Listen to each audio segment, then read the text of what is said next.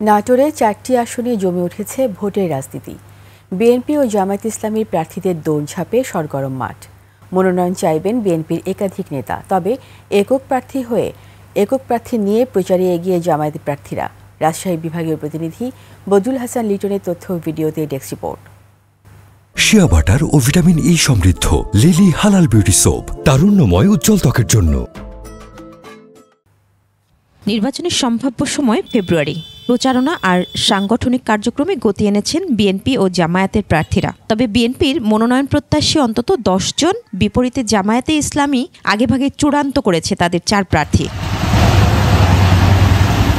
নাটোর 1 আসনে বিএনপি থেকে মনোনয়ন প্রত্যাশী ফারজানা শারমিন পুতুল, সাবেক প্রতিমন্ত্রী ফজলুর রহমান পটলের কন্যা পুতুল।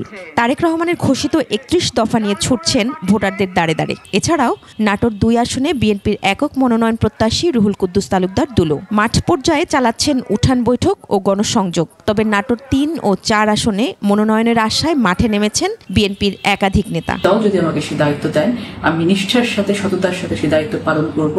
নাটোরের মানুষ আমাকে বিপুল ভোটে নির্বাচিত করবে। আবারও 25-এর নির্বাচনে আমাকে দল মনোনয়ন দিবে। এদিকে 4টি আসনেই আগেভাগেই প্রার্থী ঠিক করে সংগঠনের নেতাকর্মী ও ভোটারদের সঙ্গে সংযোগ বাড়িয়েছেন জামায়াতে ইসলামীর মনোনীত প্রার্থীরা। যেখান থেকে যেটা আসুক, আলহামদুলিল্লাহ জামাত ইসলামী এখান থেকে একটা ভালো রেজাল্ট ফলাফল পাবেন। জনগণের কথা, আমরা একটা পরিবর্তন চাই, আমরা নতুন কিছু চাই এবং সেটা জামাত ইসলামী পূরণ করবে ইনশাআল্লাহ। বাংলাদেশ জামাত ইসলামী সংখ্যাগরিষ্ঠ আসন নিয়ে এই জমিনে পাস করবে এবং বিশেষ করে নাটোরের ময়দানেও আমরা অধিকাংশ জায়গাতে পাস করব।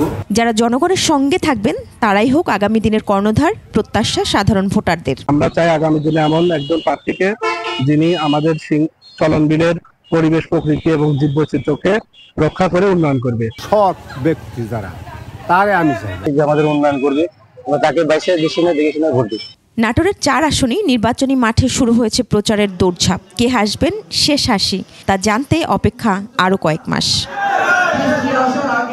মহিমা পলি, ডেস্ক রিপোর্ট, 21 টেলিভিশন।